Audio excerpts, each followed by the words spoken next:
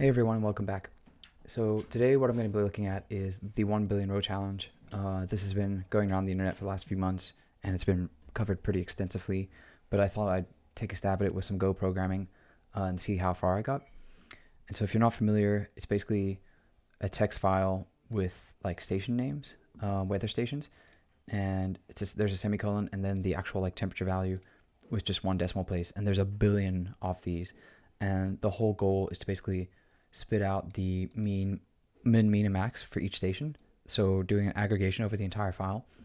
We see here basically like the best result on a 32 core, 128 gig RAM machine is like 1.5 seconds. It's a Java program, but they compile it down to GraalVM native binary that uses unsafe. So probably a lot of like pointer stuff in there.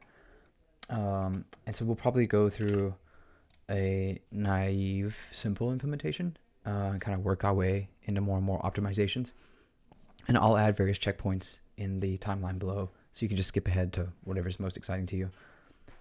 So I have the repo checked out, and I've run a calculate baseline command or script, and that's basically output. Here on the bottom, we see a whole bunch of like values. This took a few minutes to run. And if we look at the actual measurements file, it's 13 gigs. So we've got all 1 billion rows in there. And then we can basically compare our output with this output here. And so, yeah, let's jump in and get started. So like probably a very simple implementation is just to like open a file, use a scanner, set the scanner to scan by lines, go line by line, parse the station name, parse the temperature as a float, add that to a hashmap, and just keep doing that. And then at the end, we could basically like do a print results and see if the results match. And yeah, we'll see how it goes. All right, so the first thing I'm going to do is I'm going to create some sort of like measurement, and it's going to have the minimum. And we'll do a float 64, and the reason we'll do that is because the built-in float conversion does to 64 anyway. And so we'll just start out really naive and get more and more complicated. And so I'll just call this a simple measurement, or yeah. And the name of this doesn't matter because this is going to change pretty drastically as we go. Okay, so the first thing we're going to want to do is we're going to want to get the file, and I think it returns an error.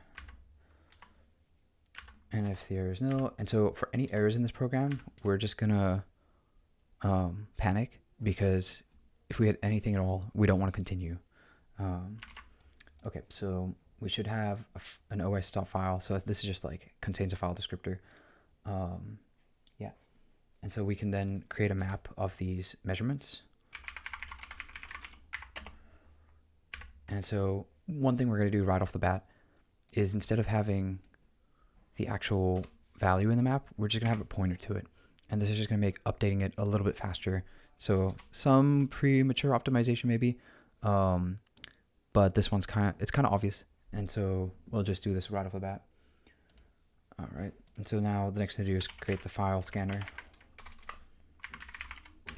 and so we can use buff.io new scanner, and we could tell to specifically split on, or yeah, split by like scanning line by line. So just on that /n, we'll tell it to split, and then we could just loop through this, right?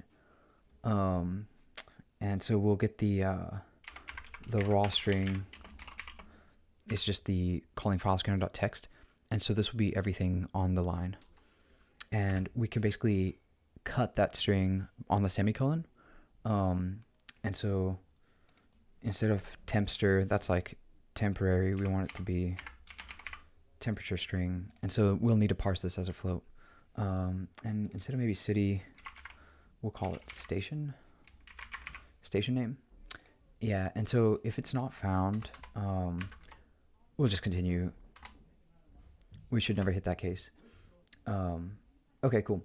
And so we'll create a temperature here from parsing, and we'll just panic if we fail to parse the float, and then we try to see if our map already has the measurement, and if it doesn't, we can basically just add it, or yeah, create a pointer to a new one and then set that in the map. If it does have a measurement, we will just take the minimum and update the minimum. We'll update the max. We increase the sum and increase the count. And so once we have the sum and the count at the very end, we can just do a division and we get the mean. Okay, and so now we're going to need a way to print the results. And so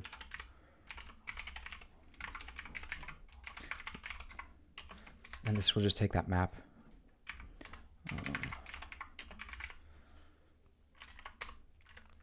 Okay, and so we want to do this.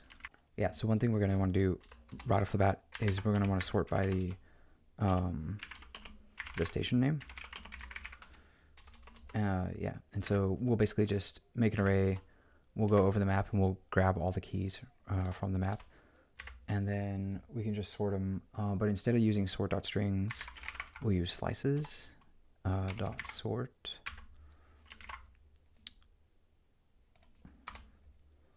And I don't know, I think we could just use sort, slices dot sort. Okay, and then we can actually go through printing them. So we'll just print out a opening bracket in the very beginning, and then now we can loop through the station names. Okay, and so this is almost, we see that we basically have the station name and then equals. Yeah, and so we'll just have over here an equals sign. And I think there's just, yeah, it looks like it's just a slash between all these floats. And we don't need any of this.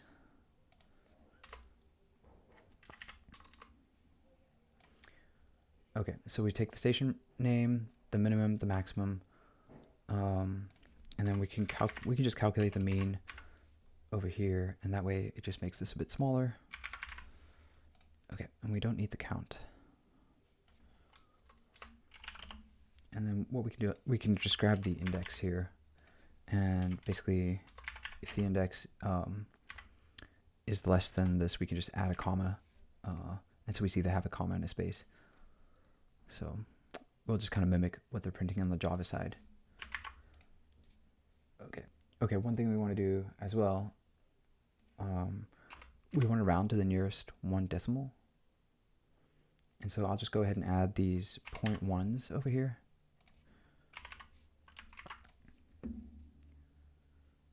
And then at the very end, we can add the closing brace. And so that should match this. I think we did. Okay. And so now we can go and print those results. And I'll just fast forward this to how long it takes right at the end. So I need to make a little fix. We need to move mean over and not print sum. Okay, so it's finished running. We can see the output here, and if we switch the tabs, it looks like the output matches exactly. Yeah, so just that quick change to put mean in the right place and removing the sum, and everything looks pretty good, at least for maybe these last 30 values or so. And we see that it took about 1 minute and 32 seconds to run. And so this is pretty consistent. So I have 12 cores on this machine, quite a bit of memory, so it seems to run pretty fast. I think other people will get like 1 minute 45 just on this like very naive, simple implementation. So what I'm going to do is I'm going to move this to a simple package or module.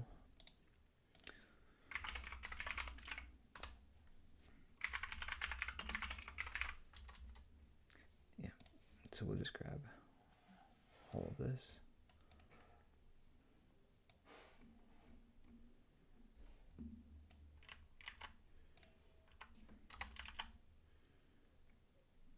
And we'll just call this simple. We're just going to pass this in. Okay.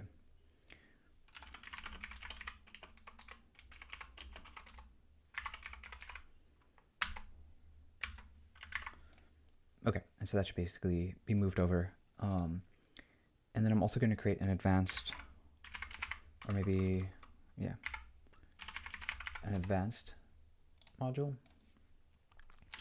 And this one we're going to do basically custom mmap. So we're going to basically take everything we did right now and kind of throw it out the window because there's this library. Let me go to it over here. So the rules of the challenge state to not use a library, and really at the end of the day, it's just a couple syscalls to get the file descriptor like mapped to memory, and it's not actually that much. So yeah, for the sake of brevity, instead of just like writing those syscalls ourselves, which I believe the fastest Go implementation does, you can go look at the over here. There's the fastest Go challenge implementation, and so looking that up, you could see that it makes syscalls and do memory mapping. And so we're just going to use this library here to do that for us. And so we could see that basically we open a file like normal, and then we just pass it to this mmap function. And this function returns this type mmap, which is just a byte array. And so that's what we want. So we want to memory map the file. We have enough memory to memory map 13 gigs for sure. And so then we just have the bytes and we can just run through those bytes. And the goal would be to only run through the bytes once. So not to do multiple iterations. Yeah, as much as possible. So I'm just going to go ahead and add this.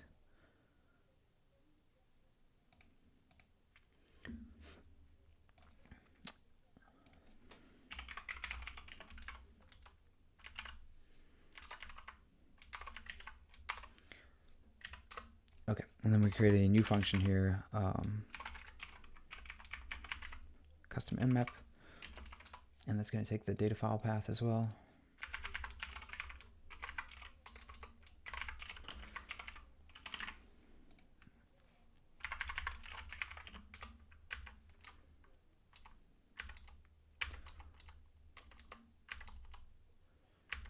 Right.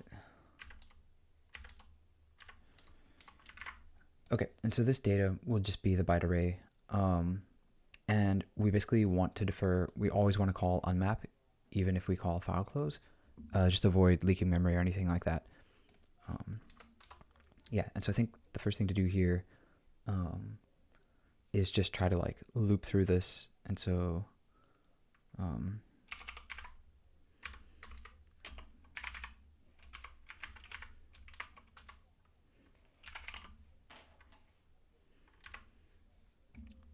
yeah.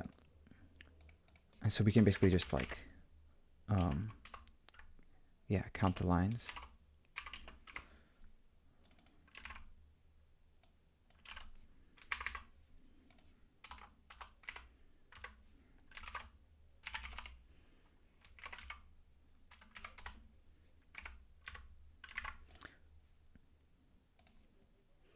And then let's reference this.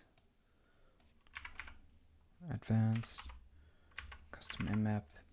Okay, and so here we can just run this and it'll run through everything, and we just basically will count up how many new lines are in the file, and we should expect a billion. And so that took about 6 seconds to just go through every line and basically just do a count. So we know we're working with like minimum of 6 seconds here. And so instead of just counting, we're going to actually like parse each line, do the same map thing, right? And so I'm just going to grab this struct,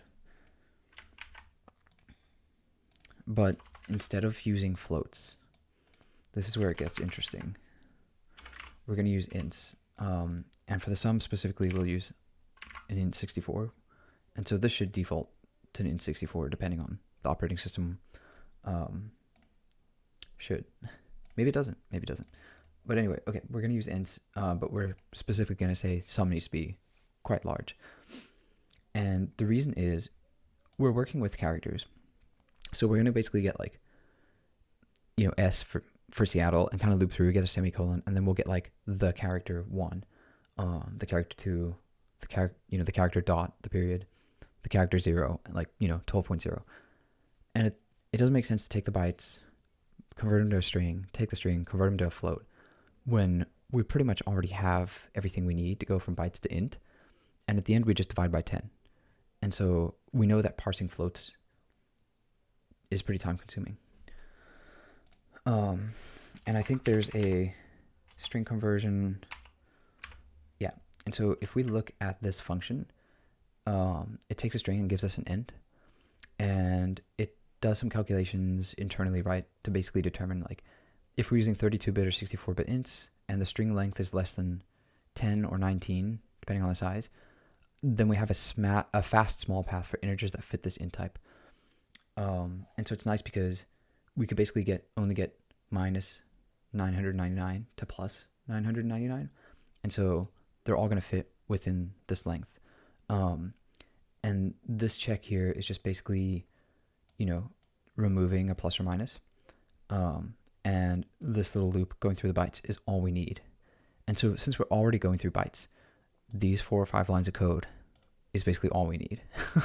And so I think right now is a good point to make that sacrifice of not doing multiple conversions if we can just grab these 4 or 5 lines of code and already have that enhancement in the bag. So we're also going to want to keep track on if we see a negative character to flip a Boolean for negative to multiply it by -1 if that's the case. So I can just grab this. But yeah, before we get there, I'm just going to basically comment this out, and we're going to go ahead and parse the city or the station name and then the temperature. Okay, so what we're going to do is we're going to say city is equal to an empty string, or sorry, not city, we could do station. Yeah, and we can say temperature is equal to 0. And now we can basically go through, right? And so what we can do is basically we can look for that semicolon, and once we get to that semicolon, we know we can get a few values, right? And so the station name is just going to be we need one more thing, a previous. Okay, so basically the previous to the I, that's gonna be the station name, because as we're going through all the bytes, we're gonna be just like grabbing station names as we go. Yeah, and so this temperature here, at this point we can just double check that temperature is set to 0.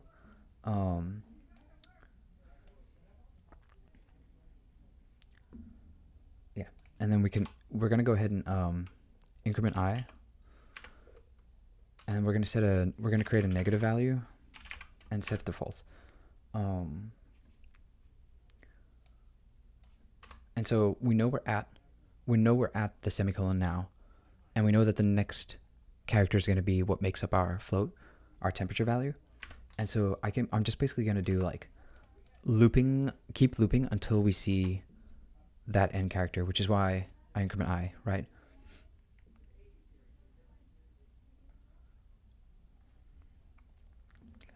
All right.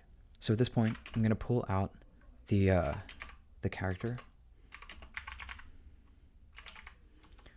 I'm going to check for a period, and I'm just going to like continue on our way if it's a period. If it's a negative sign or dash, I'm going to flip our negative to true here, increment I, and keep going. And then now this is basically just where we add the implementation for this. So I'll just copy and paste this over. And instead of doing this, I'm just going to do some sort of like panic for invalid character. And then this is basically going to be our temperature. And that should be it for that. And then we just increment I, and we're on our way.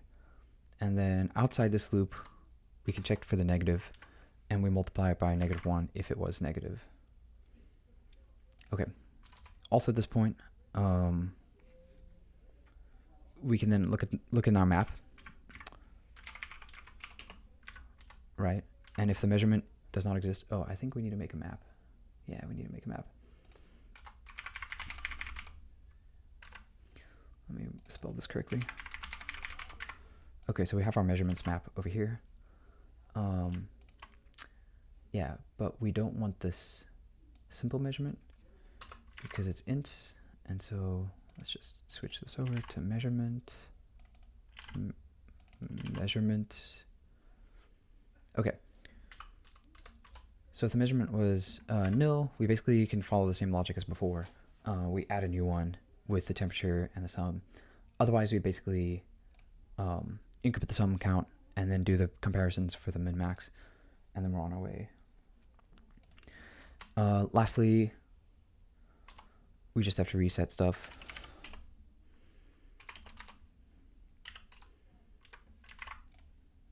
This is station. Okay. And so this is great. Let's go ahead and grab our printing function because we're going to make some modifications to this to handle those integers to floats. So there's no more count. So this will just be print results with a measurement map. Okay. And so the first thing we're going to want to do here is we'll convert this divided by 10 to float divided by the count. And then we can actually just pull out all the conversions, right? So, yeah. So this would just be max, min,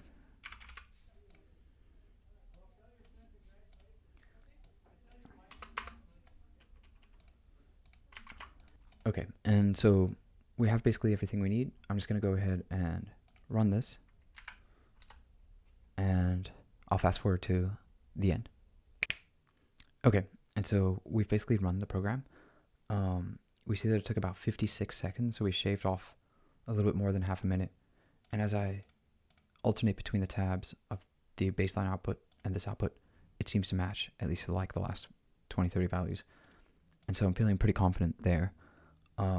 Yeah, and a quick, drastic improvement just over running over those straight bytes. Yeah, and so I think like the next thing we can do is to make this run in parallel. So I'll just create a new file.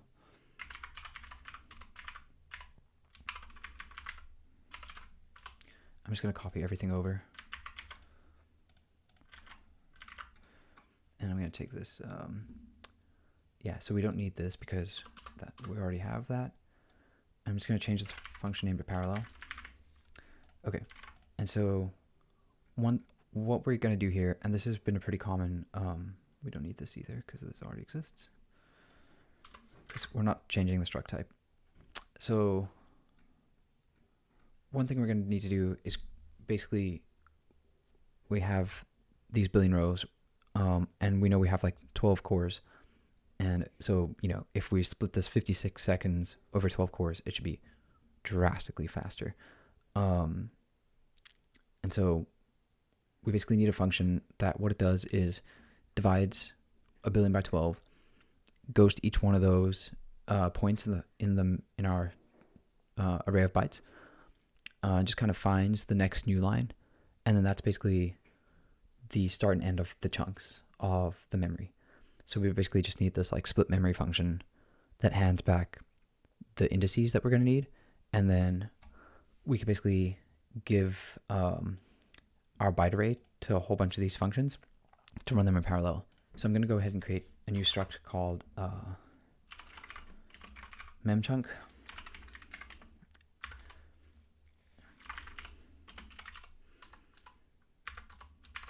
Yeah, and so this is just going to have the start and end location. And then we'll just create an internal function here called like split memory.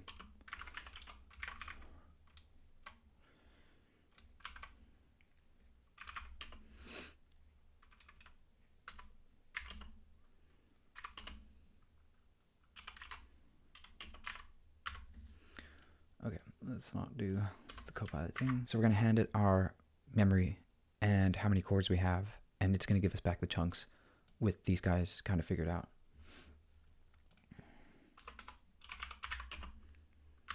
So we'll grab the total. We'll then say the chunk size is, you know, that total divided by the number of cores. We'll then make all those chunks. We know that the first one is going to have a starting of 0 because that's going to be the first in our array.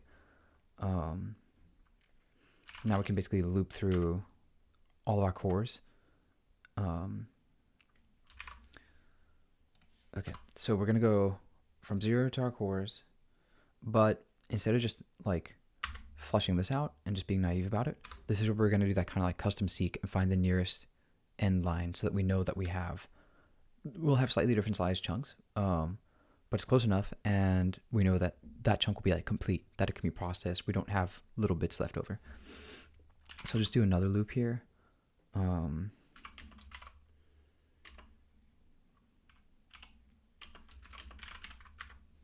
Okay. And then we'll basically say j is going to go I to times chunk size plus 50 or so.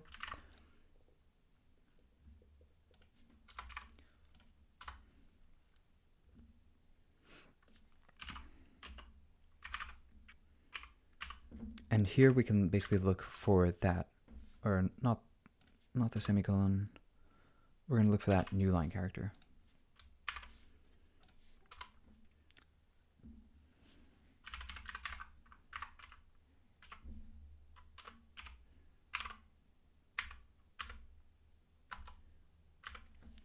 Okay, and so we're basically, oh, I missed the equal sign. There we go.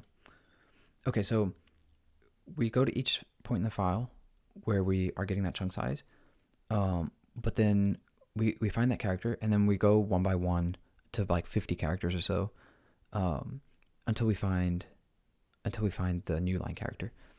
And so at this point, we'll basically say the previous chunk ends at that j with the new line, and the new chunk, the current chunk, starts at the next one over. And then here we can break from the loop. And after the loop, we know that we know the last chunk has an end. That's basically equal to like our total size minus 1. And then we just return the chunks. Yeah, so hopefully that makes sense. We now have this like split memory function. This will take a while, but since we're just passing memory and doing quick little analysis, it should be pretty fast. And most new lines will be, probably within like, the size of the station name is not very long, right? And so it shouldn't take that long. Okay, so going back into our parallel map, one thing we're going to do here is we're going to grab the number of processors.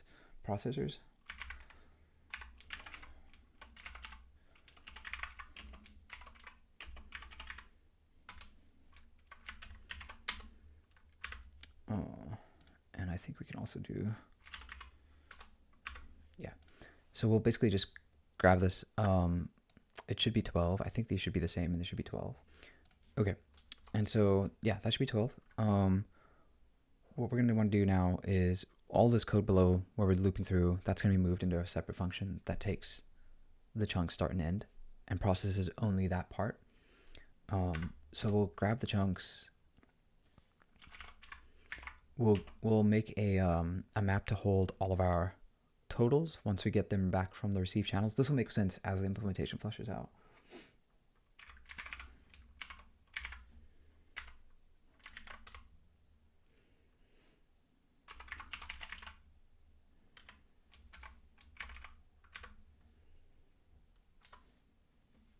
I keep missing equal signs.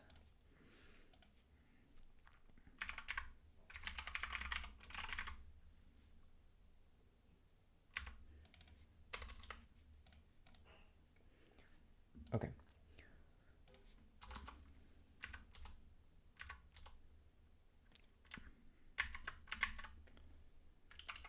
Right, we don't have a function for this yet. Let me just create a new function and put all of the code in that reads the memory chunk.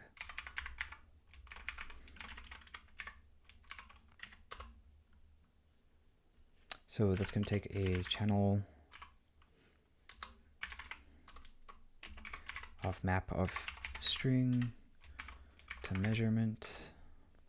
It will also take the actual memory, and it'll take a start and end. And I'm just going to grab all this code and put it over there.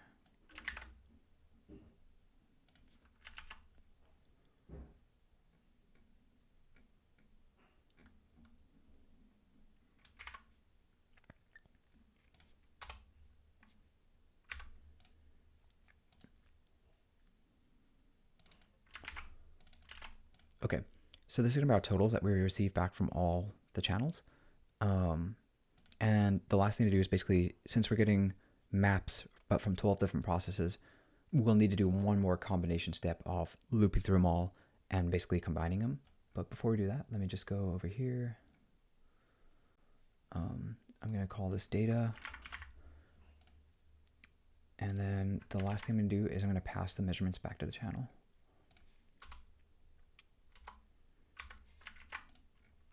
Okay.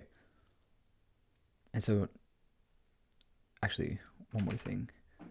So we're going to start at start. And we're going to be less than our end. And we don't need this. Okay. And then we need to set our previous to the start. Otherwise, previous will be at 0.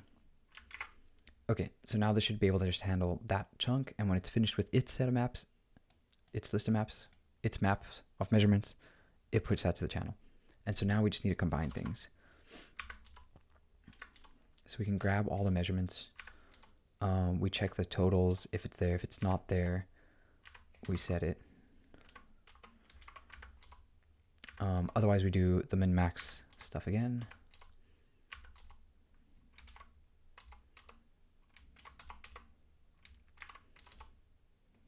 Okay, and then we can pass that to print results.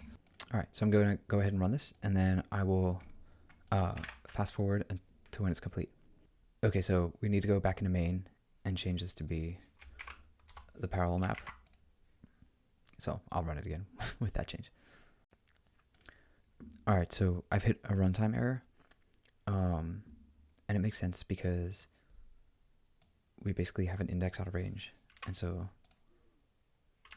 we can just start from 1 here, since we know that we're doing I minus 1, and then I up to n, and we set the start on the first chunk, and so we can basically just set this to be a 1. Okay, so it's already finished. It took 9 seconds. And if we just flip through the tabs here, we see that it seems to be matching again as well.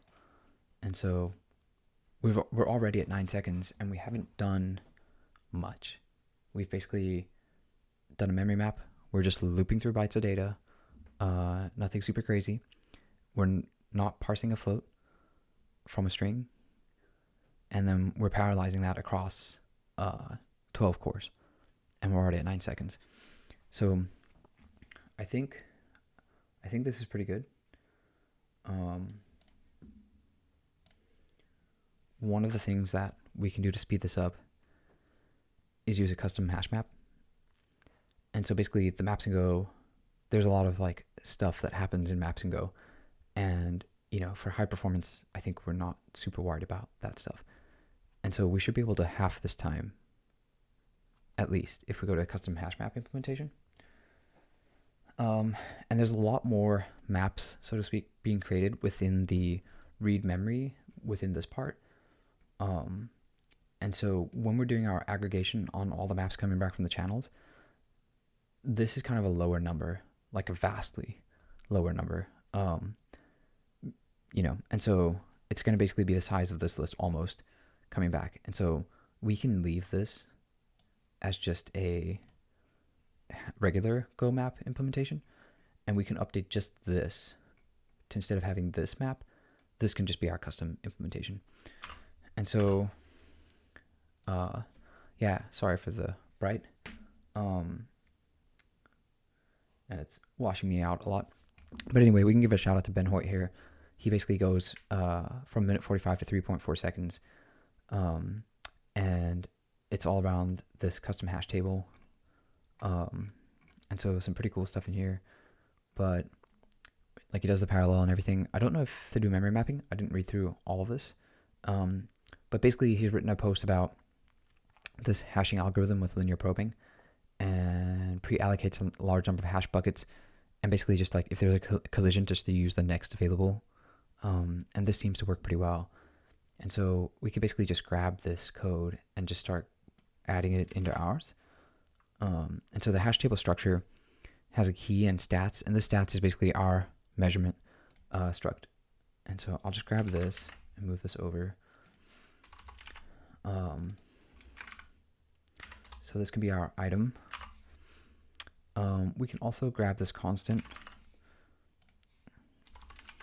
and this is basically the same as 2 to the 17th, which is that 131,000. Okay, we can also grab these two items, and there's basically, so we're going to be using these items. The size that he uses in his code, it's basically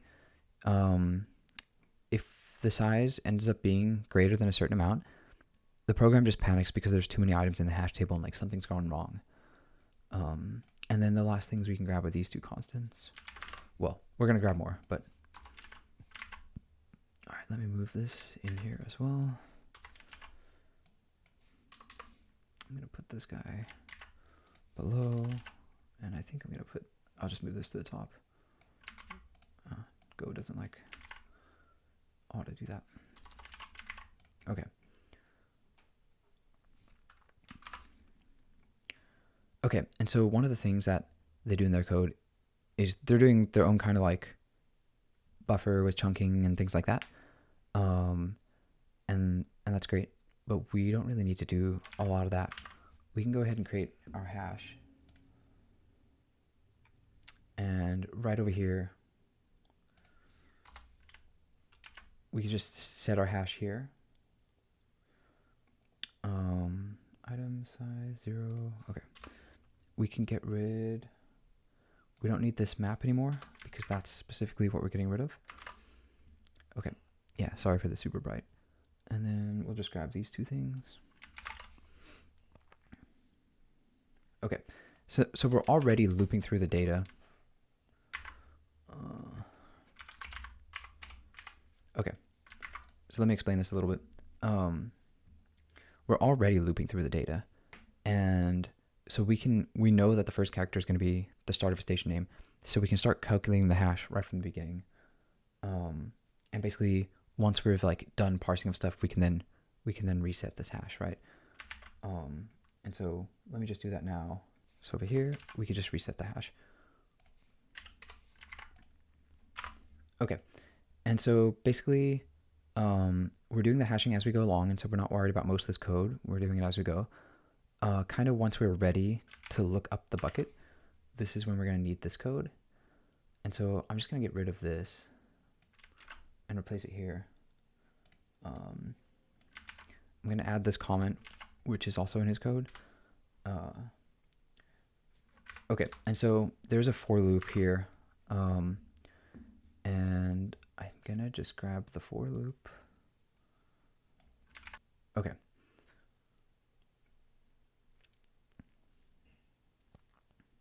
All right, so basically instead of checking out map, we basically see if the key is nil. And then it's interesting that they do this.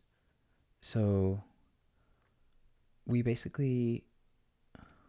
basically say we have our station bytes is this, right? And then our station name is just the string conversion on those bytes. Yeah, and so our station bytes is basically our key anyway. And so I'm just going to comment this out. I'm actually just going to comment all of this out. I'm just going to remove it. Yeah. Okay, and so this is not a stats, it's our measurement struct. And then I believe we're just capitalizing.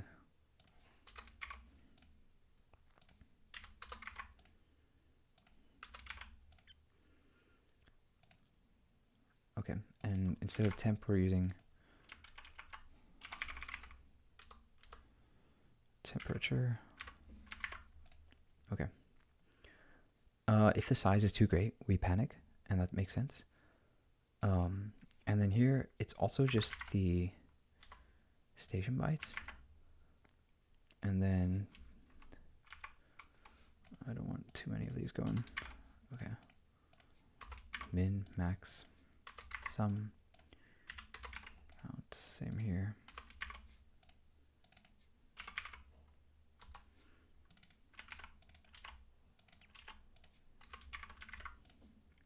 Okay. And this is the linear probing, right? And so if the slot already holds another key, we just move to the next one, and then loop around. Yeah. And so, okay, all this stuff is basically the custom hash map implementation in a loop here. So we just keep looping until we found this, and if they're equal, we break. Or if we panic, we break. Like we have it and we add it, we break. If we have it, we update it, we break. Okay, and then everything pretty much remains the same. The last thing is we need to still send a measurements map. Okay. So we can still build up that map.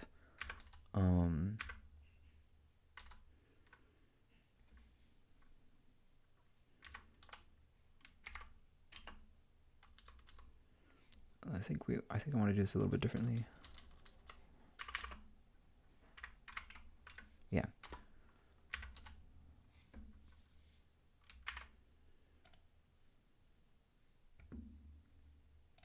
Let me get the spelling to match. Okay, so we basically make a map and we loop through these items. Yeah, if there's no key, we continue. Otherwise, we basically just put this in. The stat is the measurement. Yeah. Okay, and so an interesting thing happens now. We actually don't need the station name. And so that's pretty cool because we actually get rid of quite a few allocations here and conversions to strings, and resetting stuff. So it's nice because we're just using the bytes anyway. Yeah. And so that should be the custom hash map implementation for us inside the bulk of the program, right? All right, so I'm going to run this. And it should be pretty quick. Yeah, so it's about 2 seconds. And so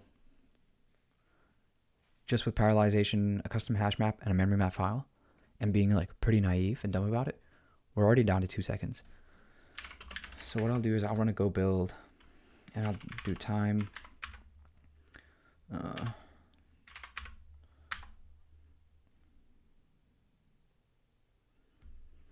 Okay, and we see that that run took about 3.12 seconds.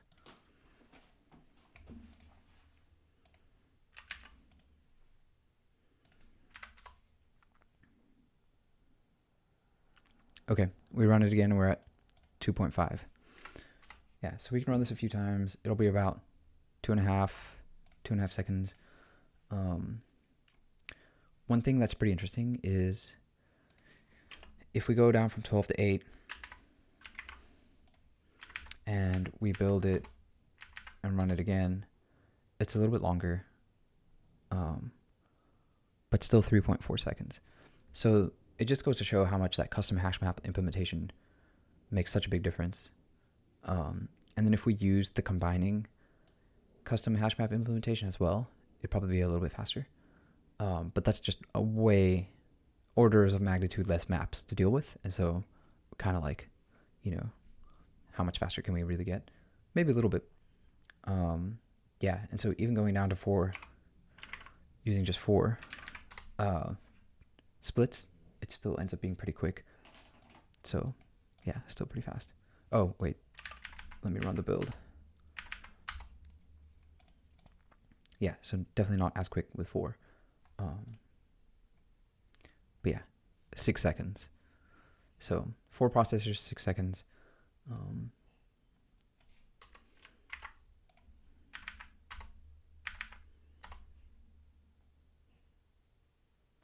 Yeah, it's about 2.6. So about that 2.5, 3 second range with some of these implementations. And so, yeah, I think that's it. We got pretty far pretty quickly. Of course, we're standing on the shoulders of giants to people who have figured things out. And again, a big shout out to Ben Hoyt for his custom hash map implementation. And yeah, I'm just not sure why they ended up copying the key twice. But yeah, it seems to work. Actually, that's one thing we should check. So if we look at the output still matches, at least for these last characters or stations. pretty significantly. So yeah, I feel pretty confident in the code so far. So I think just not having a few of those extra copies made it pretty helpful. Cool. So that's it for today. Yeah, thank you so much for watching. See you in the next one. Bye.